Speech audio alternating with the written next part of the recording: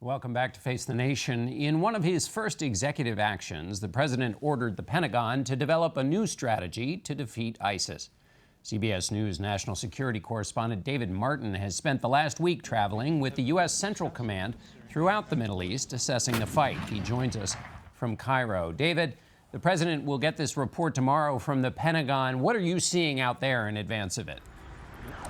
What you're seeing is that the number one priority for the U.S. military is to liberate the ISIS capital of Raqqa inside Syria. That is regarded as ground zero for plotting terrorist attacks against the West, both Turkey and in Europe, but not necessarily in the United States. Have you seen the pace of things change, David, and how will they go about liberating Raqqa? Last summer, the plan was to attack both the ISIS capital of Mosul in Iraq and the ISIS capital of Raqqa in Syria simultaneously. It hasn't worked out that way, and the principal problem is that they are still training and equipping the force that would be needed to assault Raqqa. And the issue there is whether or not the U.S. is going to arm these local Syrian fighters with the kind of heavy weapons that you need to assault a city.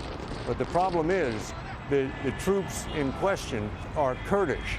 And Turkey, which is a member of NATO and a key ally in this campaign against ISIS, is vehemently opposed to arming the Kurds because they view the Kurds as an enemy. But the U.S. military is at the point where they are willing to deal with whatever blowback they get from Turkey in order to be able to arm these fighters and get on with the assault against Raqqa. David, tell us about the assault in Mosul. Mosul's divided in half by the Tigris River, and that's how the Iraqis are going about liberating it. In the eastern half, it took 100 days. And during that time, they had 500 killed and 3,000 wounded in action because they were not effectively coordinating their movements against ISIS. That's why American advisors have been moved closer to the front lines now when the assault on western Mosul began last Sunday. David, military advisors are worried about drones. What's their concern? The basic concern is the U.S. military has lost its monopoly on drones.